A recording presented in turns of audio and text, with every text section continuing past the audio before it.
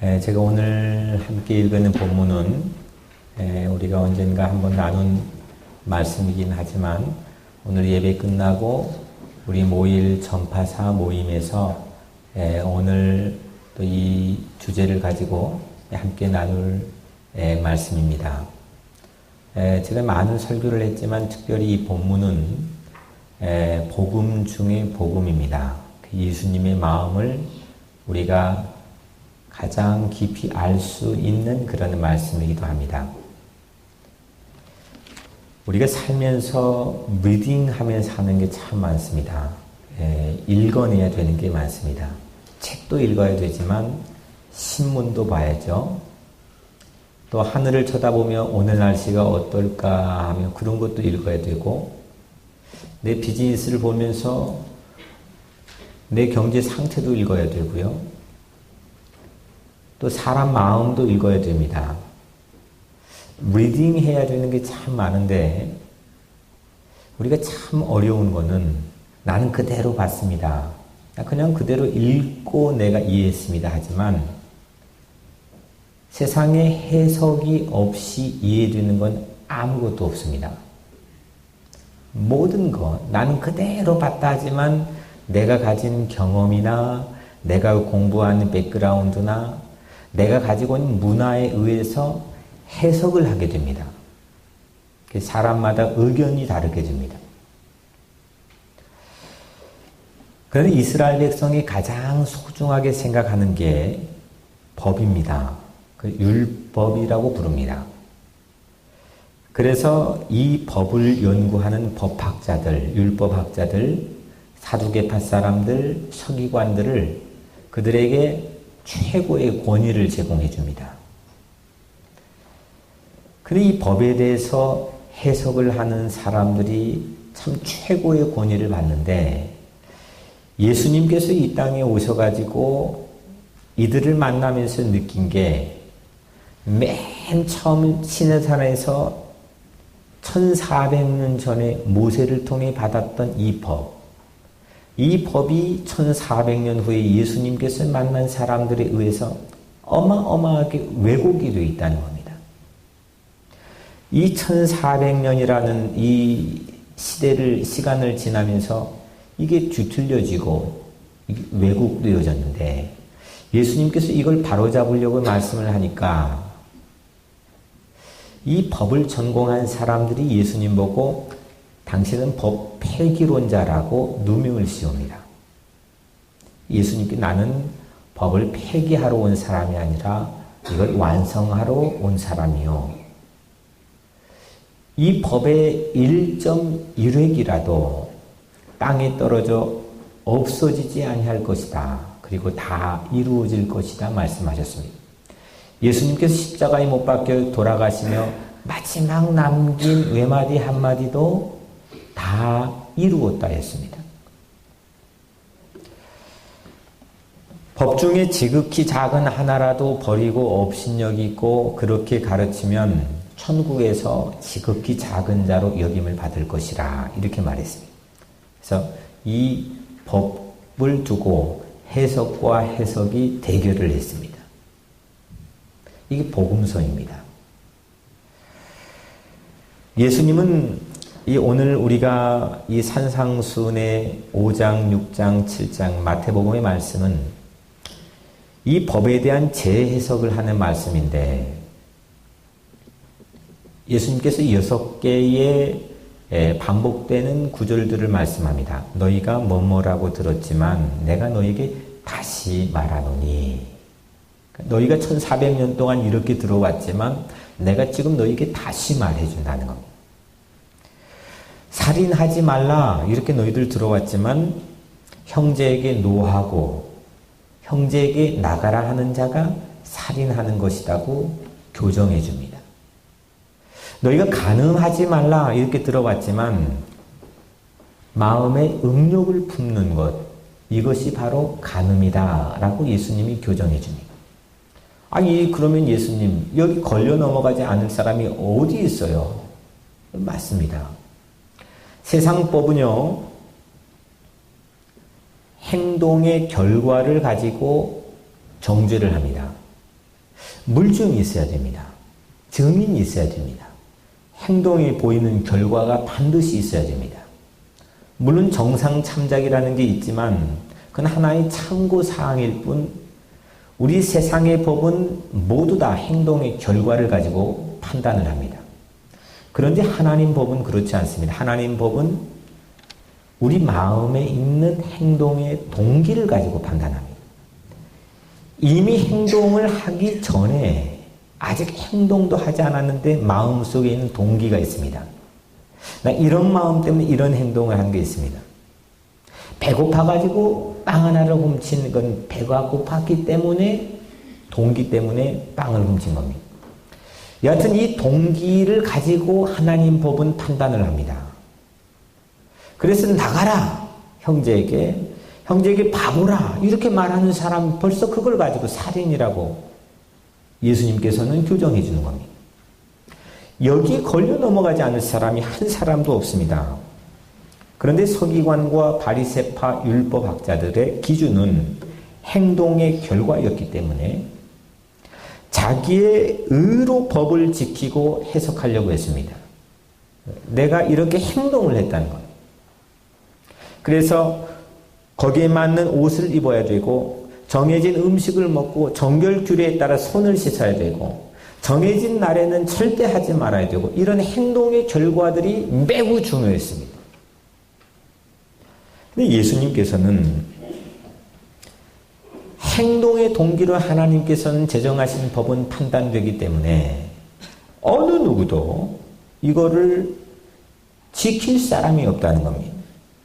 그래서 하나님의 사랑과 용서와 긍휼하심이 없으면 이 법 앞에 의인으로 설 수 있는 사람이 하나도 없다는 겁니다. 이게 세상 법과 하나님의 법의 레벨의 차이입니다. 세상 법은 그런 기준도 갖고 있지만 그럴 능력도 없습니다. 내 마음을 어떻게 합니까? 내가 살아온 일주일을 어떻게 합니까? 내가 행동하는 이면에 감춰져 있는 내 속마음을 어떻게 합니까? 하나님은 다 아신다는 것. 이 하나님의 법에 흐르고 있는 게 뭐냐? 처음 1400년 전에 모세에게 주셨던 그 법 아래 흐르고 있는 하나님의 마음이 뭐냐?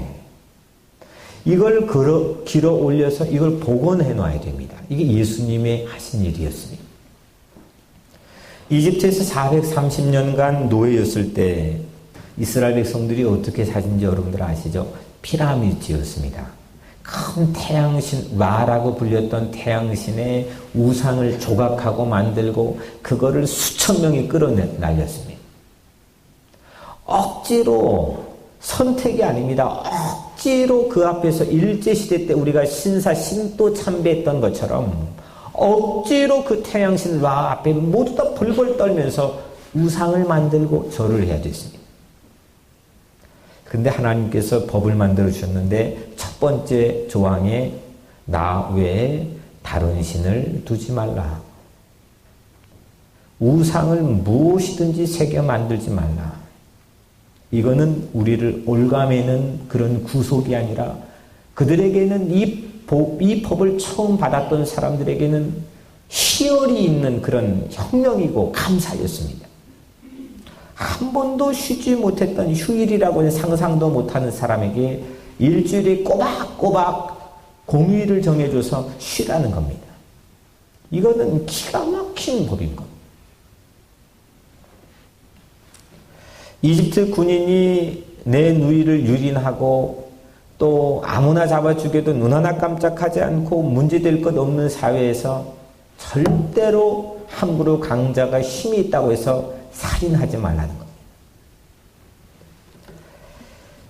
이렇게 하나님의 법에 흐르고 있는 처음 하나님의 마음은 모두 다 이스라엘 백성을 향한 이 약자들을 향한 억울한 이들을 향한 배려와 사랑입니다.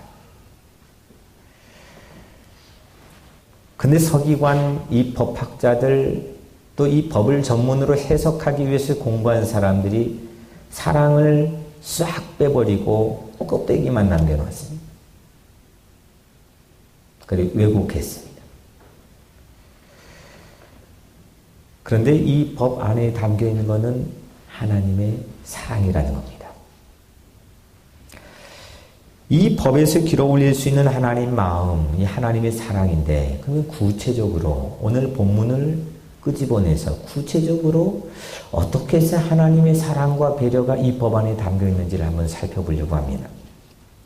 오늘 우리가 출애굽기를 쭉 읽어봤는데 참 읽기도 주일 아침에 목사님이 이런 본문을 선택했습니까? 할 정도로 좀 끔찍하고 섬뜩합니다. 계속 죽인다는 겁니다. 이는 이해로 합니다. 원수를 갚으라는 겁니다. 근데 마태복음은 거꾸로 속옷을 빼앗아갈 사람 겉옷도 벗어주라는 겁니다. 왼편 뺨을 때리면 오른편 뺨도 돌려대랍니다. 이 원수를 사랑하라. 핍박하는 자를 위해 기도하라. 아니, 같은 하나님의 한 줄기에서 나온 목소리인데 이 목소리가 어떻게 이렇게 두 가지로 나누어질 수 있습니까?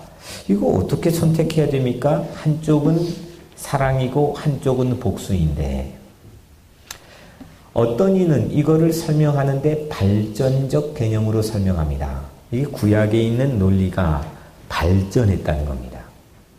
많은 사람들이 여기 박수를 쳐줍니다. 많은 학자들이 여기 열광합니다. 구약에 있는 사상이 점점 진화해서 신약에 있는 그런 사상을 내놨다는 겁니다. 여러분들 죄송하지만 진리는요, 발전하는 게 아닙니다. 발전한다는 것 자체 안에는 이게 이미 한계가 있다고 하는 것을 인정하기 때문입니다. 내가 한계가 있으니까 발전하는 거죠. 성경은요, 발전하는 게 아닙니다. 성경은 진리인 걸 믿으시길 바랍니다. 마태복음이 맞습니까? 그러면 출애굽기가 맞습니까? 쉽지 않습니다.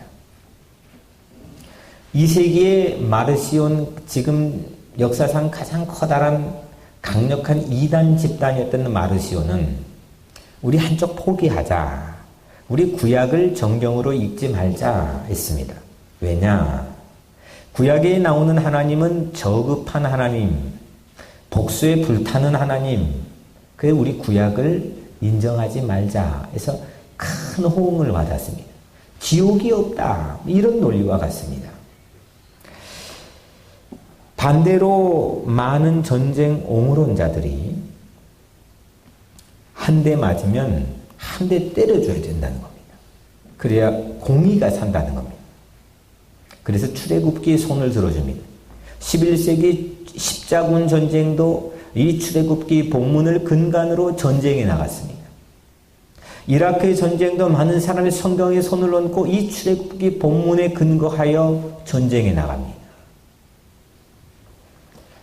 이렇게 큰 담론이 아니어도 작은 여러분들의 일상에서도 이러한 갈등은 끊임없이 우리 도전합니다. 마태복음이 맞느냐? 출애굽기가 맞느냐? 이거 내 공의를 세우기 위해서 저 사람 혼쭐을 내줘야 되느냐? 아니면 그냥 덮고 감싸주고 사랑해야 되느냐?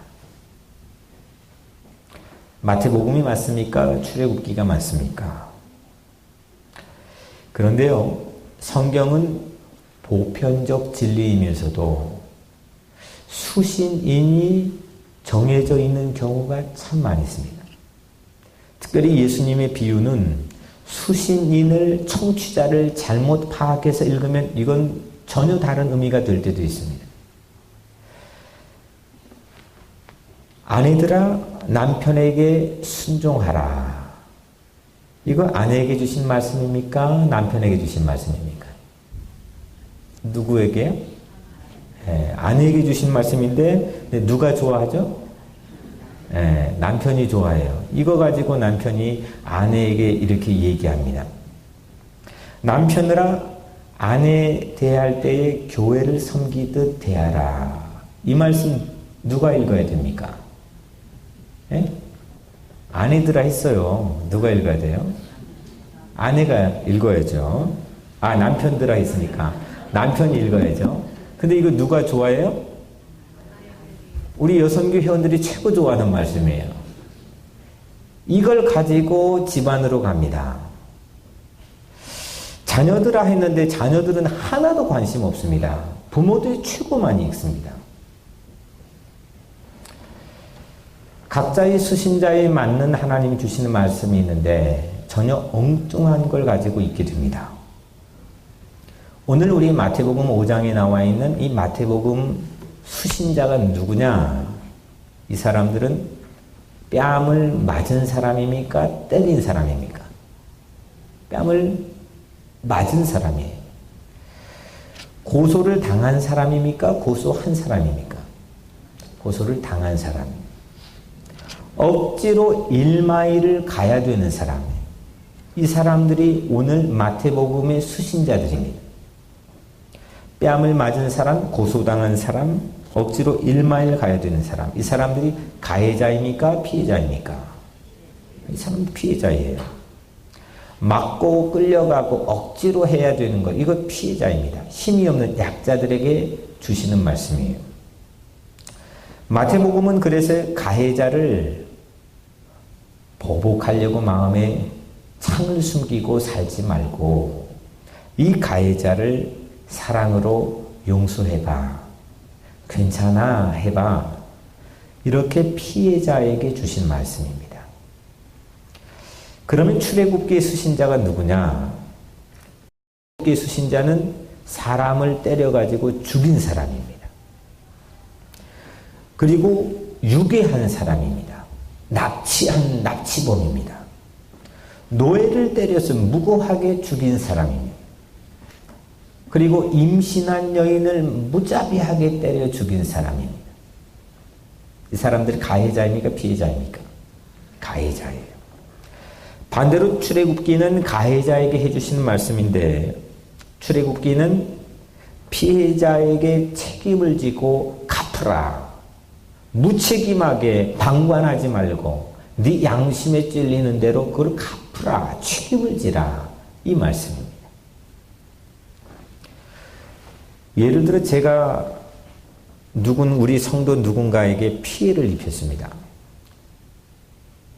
그가 상처를 받았습니다. 명명백백하게 제가 잘못을 했습니다. 그러면 제가 출애굽기 봐야 됩니까? 마태복음 봐야 됩니까? 출애굽기 봐야 돼요. 마음속으로는 여기까지 마태복음 보고 싶은 마음이 굴뚝 같지만 그거 누르고 출애굽기만 읽어야 됩니다. 그러면 피해자가 마태복음을 열심히 읽고 와서 여기 읽으니까 용서하라고 하던데 괜찮아. 이렇게 말해줍니다.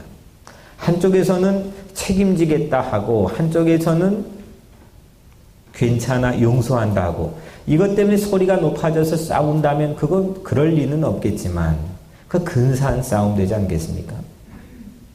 근데 세상에 우리가 살면서 참 유치한 싸움 하면서 살 때가 참 많습니다. 정치판에도 그 유치한 싸움하고 우리 사는 삶의 현장에도 가정에서도 대부분이 수준 낮은 싸움을 할 때가 많이 있습니다. 피해자가 출애굽기를 가져옵니다. 너 감히 오른뺨을 때렸어? 너도 오른뺨 맞아. 출애굽기를 피해자에게 주신 복수의 말씀으로 오용합니다. 성경은 시종일관에 복수를 말한 적이 없습니다. 근데 오늘 마태복음을 보니까 원수를 미워하라 하였다는 걸 너희가 들었으나 이거를 첨부했습니다. 해석자들이 첨부했습니다. 구약 어디에도 원수를 미워하라고 하지 않았습니다. 오늘 출애굽기 21장에서 두 장만 건너뛰면 23장에서 네가 만일 네 원수의 길 잃은 소나 나귀를 만나거든 길을 가다가요 마음에 평상시 최고 원수처럼 생각했던 그 원수의 소가 있는 거예요. 그 소가 길을 잃어버렸어요. 이때가 기회 아닙니까?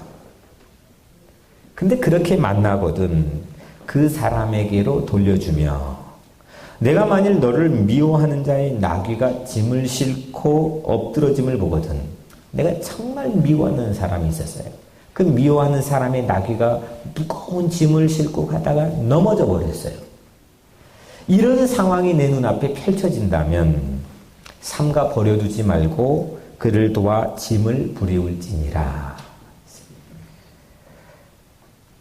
이게 하나님께서 우리에게 제정해 주신 법의 정신입니다. 복수하지 말고 남에게 실수하면 갚아주고. 출애굽하기 전에 이스라엘 백성들은요, 이집트에서 노예였습니다. 아무도 그들을 책임져 주지 않았습니다. 울타리가 되어주지 않았습니다. 우리 이민 1세대들이 처음 이 미국 땅에 와 이민해 살면서도 우리를 보호해주는 울타리가 없었습니다.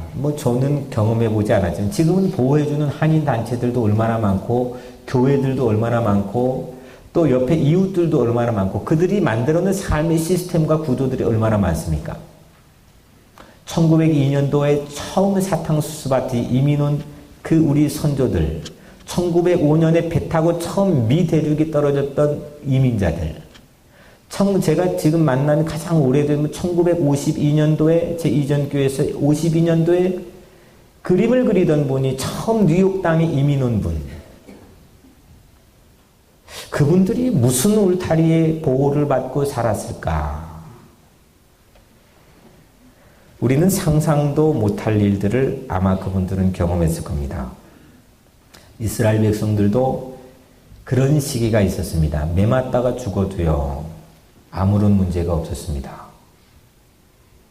제가 아는 우리 교회의 가족도 오래전 40년 전에 이 미국을 떠들썩하게 했던 그런 억울한 일을 당해도 아무런 목소리를 낼 수 없던 사건도 있었습니다. 임신한 노예를 때려 죽여도 양심가책 따위 받을 필요가 없었습니다. 그런데 시내산에서 하나님께서 저들을 출애굽시키시고 430년 동안 상상도 구경도 못했던 법의 울타리를 저들에게 허락해 주셨습니다. 약자도 이유 없이 죽였다면 꼭 그거 책임지고 갚아야 돼. 처음 듣는 법이었습니다. 60만 출애굽한 게 아니라 그들의 60만 지리적으로 출애굽한 게 아니라 숲곳을 떠나가지고 르비딤을 발행해서 이제 새로운 땅으로 그냥 60만 넘어간 게 아니라 그들의 정신을 출애굽시키기 위해서 하나님은 법을 제정해 주신 겁니다. 오늘 여러분들에게 왜 이 말씀을 듣게 하고 왜 예배를 드리게 하느냐? 여러분 세상에 나가서 60만 자유를 누리고 사는 게 아니라 내 영혼이 자유를 누리고 내 영혼이 해방과 독립을 누리면서 살자는 겁니다. 내 영혼의 출애굽을 하자는 겁니다. 이게 하나님의 배려입니다. 눈에는 눈으로 갚으라는 법, 이거는 약자에게 무책임한 폭력 용납할 수 없다는 겁니다. 출애굽기는 가해자가 있고 책임을 져야 된다는 말씀이에요. 반대로 거꾸로 내가 잘못해 놓고서는 마태복음 딱 펴가지고 가져옵니다. 내가 남을 못살게 굴고 상처를 입혔는데 마태복음 펴가지고 여봐 여기 읽어봐 합니다. 내가 잘못했으면 출애굽기 읽어야 됩니까? 마태복음 읽어야 됩니까? 반드시 출애굽기 읽어야 됩니다. 근데 뻔뻔하게 마태복음 가지고 옵니다. 원수 사랑은 아무나 말해서 안 되는 말씀이에요. 도리어 가해자가 원수 사랑 말하면요, 이거는 보통 사람 말하는 거 엄청난 무기보다 더 강력한 무기가 될 수 있어요. 저는 책을 통해서만 봤지만 제가 실제 구약 세미나에 참석해서 경험한 적이 있습니다. 제가 책을 통해서 본 내용은 일제시대 36년 동안 일본 사람들이, 죄송합니다, 일본 놈들이 36년 동안 우리 신앙의 선배들에게 출애굽기를 못 읽게 했습니다. 구약 성경을 못 읽게 했습니다. 신약만 읽게 했습니다. 구약을 읽게 했다가는 가해자에게 책임지라고 할 게 뻔하기 때문에, 독립이다 해방이나 말할 게 뻔하기 때문에 그 읽지 못하게 전 책으로만 읽었습니다. 근데 한 세미나에 참여해서 그 학자분의 아버님이 그 목사님이었는데 출애굽기를 구약을 설교하다가 순교를 당했다는 겁니다. 그런데 여전히 일본 사람들은 출애굽기 읽을 생각을 하지 않고 있습니다. 기린비를 뉴저지에 세운다고 하니까 지금도 온갖 방해를 말도 안 되는 얘기를 가지고 합니다. 잘못했다고 그러면은 우리가 앞장서라도 그게 그래 우리 같이 사는 세상이야 해줄 텐데 출애굽기 읽을 생각을 하지 않습니다. 일본 사람들이 출애굽기 읽어야 됩니까? 마태복음 읽어야 됩니까? 여러분들 입장을 바꿔놓고 생각해 보세요. 17세, 16세의 꽃다운 소녀의 나이에 일본 군인들에게 유린당해서 온몸과 마음이 만신창이가 되어서 80, 90이 될 때까지도 병든 마음과 몸으로 살아오는 우리 정신대 할머니들이 있어요. 사과 한마디 해주면 될 텐데 그런 일을 하지 않아요. 눈은 눈으로 이는 이로 갚으라 하였다는 것을 너희가 들었으나 나는 너희에게 이르노니 하나님은 때렸으면 책임질 줄 알아야 돼. 그래 다음엔 때리지 말아야지. 약자를 보호할 수 그래야 있지 않겠니? 이런 법을 제정해 주신 겁니다.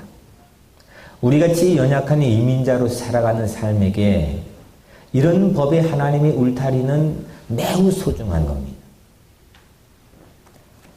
이렇게 법을 하나님이 제정해 주셨는데 사람들은 맞았으니까 때려도 되지 않겠느냐? 이걸로 변질시켜 버렸습니다. 사두개파 율법학자들만 변질시킨 게 아니라 결국은 기독교 문화가 유럽과 이 북미 대륙, 남미 대륙을 모두 다 지금 덮고 있지 않습니까? 그들의 가치관과 세계관, 지금 살아가는 모든 것들을 그렇게 변질시켜 버렸습니다.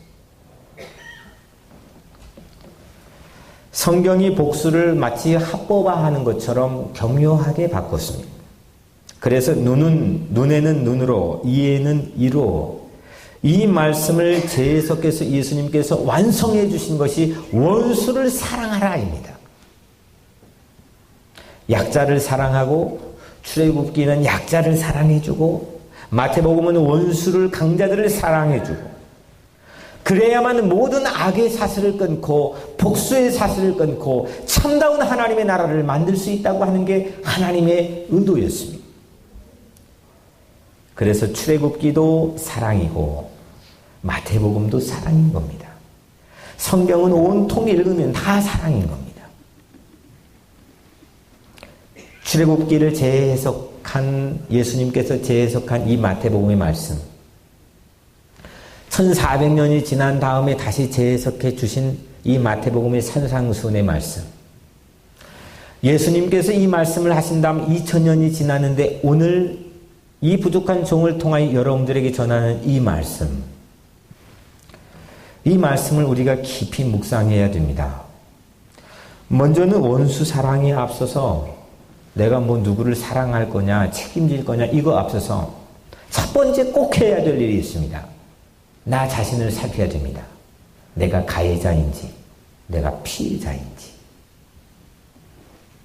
내가 출애굽기를 봐야 될 사람인지 이런 상황에서 내가 마태복음을 읽어야 될 사람인지 그래야 유치한 싸움하지 않고 삽니다. 그래야 수준 높은 근사한 싸움하며 사는 겁니다. 그래야 영적인 전쟁하며 사는 겁니다. 예수님 말씀했습니다. 어찌하여 형제의 눈 속에 있는 티는 보고 네 눈 안에 있는 들보는 보지 못하니 왜 네 안에 있는 티 조그마한 티 가지고 옥신각신 시비 걸면서 왜 네 눈 안에 있는 들보 커다란 들보는 보지 못하니 예수님 말씀했습니다. 원수 사랑 그 말 좋은데 그 이전의 전 단계는 먼저 나 자신을 살펴야 돼요. 혹시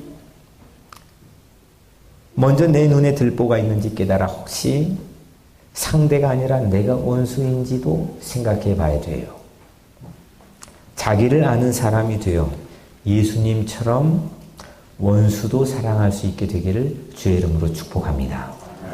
두 번째 원수 사랑은요. 근데요. 물어봐요. 당신이 피해자입니까? 가해자입니까? 대부분 뭐라고 대답하겠어요? 전부 다 피해자래요.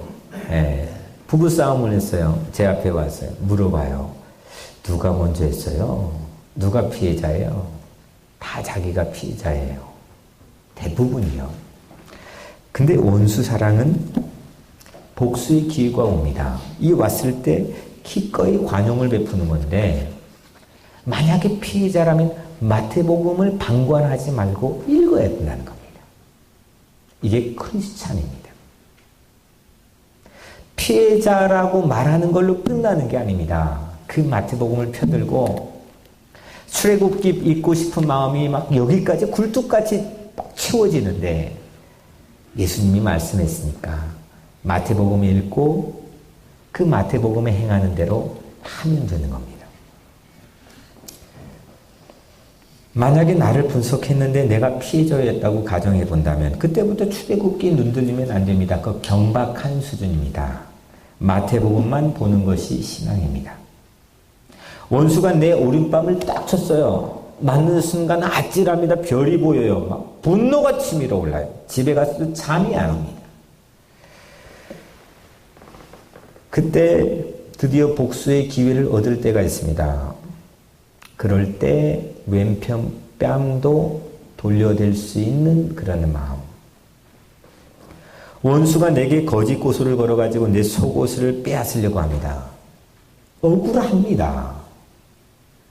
복수할 기회만 있으면 잘 되었다 싶을 정도로 기다리고 기다립니다. 근데 맞고소를 걸어가지고 원수를 패가망신시킬 절호의 찬스가 있는데, 근데 그때부터 겉옷을 벗어줄까 말까 고민해야 됩니다. 그래, 겉옷 벗어주자. 이 근사한 판단해야 됩니다. 원수가 억지로 1마일 걷게 합니다. 지금 피곤해 죽겠는데 이 밤중에 일어나서 1마일 걷게 합니다. 이때 2마일 함께 걸어주는 관용을 베풀어 줍니다. 여러분들 이렇게 관용과 깊은 배려로 이웃들을 사랑할 수 있는 여러분들 되시기를 주 이름으로 축복합니다. 이민 생활하다 보면 나도 모르게 참 옹졸해질 때가 있습니다. 울타리가 좀 넓고 좀 이 울타리에 허물어버리고 멀리 봐야 되는데 작은 눈앞에 보면서 옹졸해질 때가 있습니다. 지나고 나서 후회할 때가 있고 여전히 10년, 20년, 30년 내 인생 끌고 가는 게 그 미움일 때가 있습니다. 오늘 여러분들 예배를 통해서 예수님이 여러분들의 마음을 터치해 주시기를 축복합니다. 세 번째 원수, 마지막으로 원수 사랑은요. 그럼 원수 사랑이 뭐냐면 제가 많이 말씀드렸지만 원수 사랑은요. 사랑해 줄 가치가 이 눈꽃만큼도 없는 사랑하는 거예요. 제 그리스어로 사랑의 세 가지 종류 자주 말씀드렸죠. 필로스, 에로스, 아가페예요. 근데 그 중에 에로스, 에로틱하다, 이거 뭐 섹시하다, 음란물에 붙여놓은 마치 그런 이름처럼 사용하는데 아니에요. 본래 그리스 신화와 문학에서의 에로스는 조국을 사랑하는 것 에로스입니다. 지혜를 사랑하는 것 에로스입니다. 모두 다 사랑할 만한 가치가 있는 걸 사랑하는 겁니다. 이게 에로스입니다. 그래서 그리스 신화에 나와 있는 제우스 신은 인간을 사랑할 수가 없어서 그걸 바꿔놓고 완전한 인간을 사랑합니다. 에로스가 무엇이냐? 에로스는 사랑스러운 걸 사랑하는 겁니다. 제가 제 아내를 사랑해요. 사랑하는 것 같아요? 안 하는 것 같아요? 여러분들 큰일 났습니다. 네.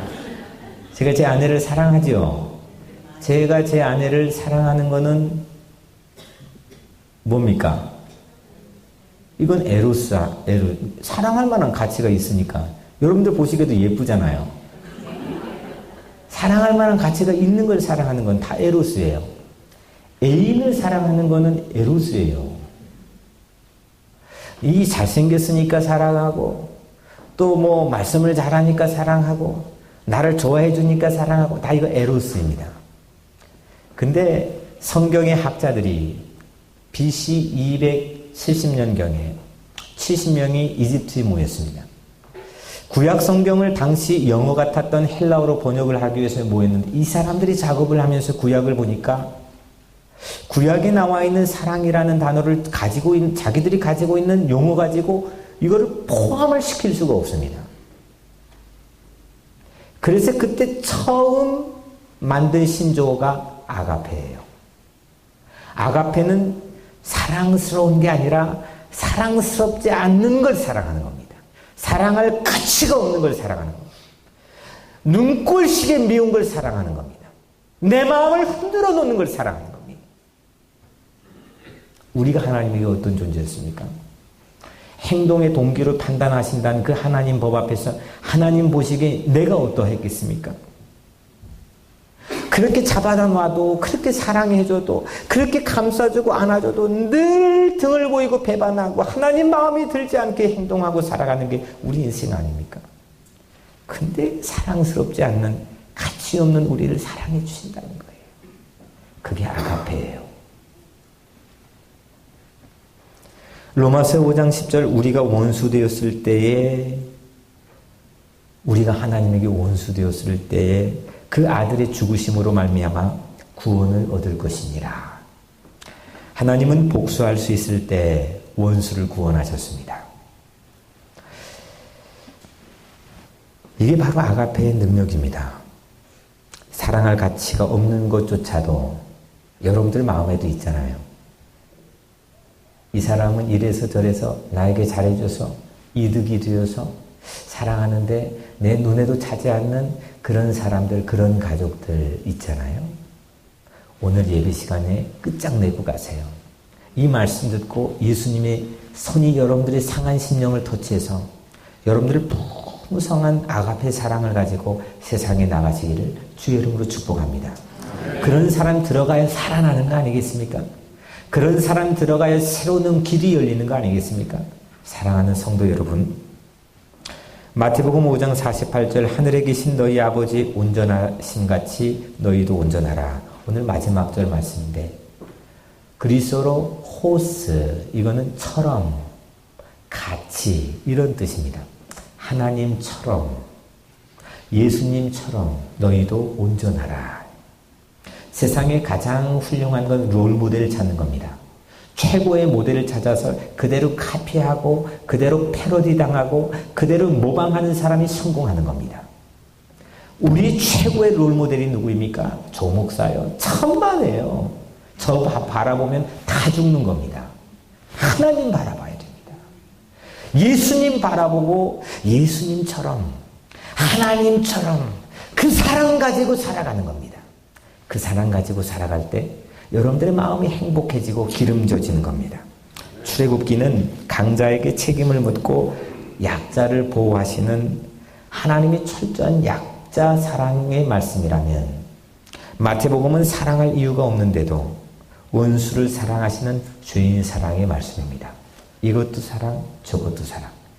오늘 여러분들 마음에 하나님의 깊은 법에서 길어 올린 사랑이 채워져서 세상에서 행복한 그런 사람이 되기를 주의 이름으로 간절히 축복합니다.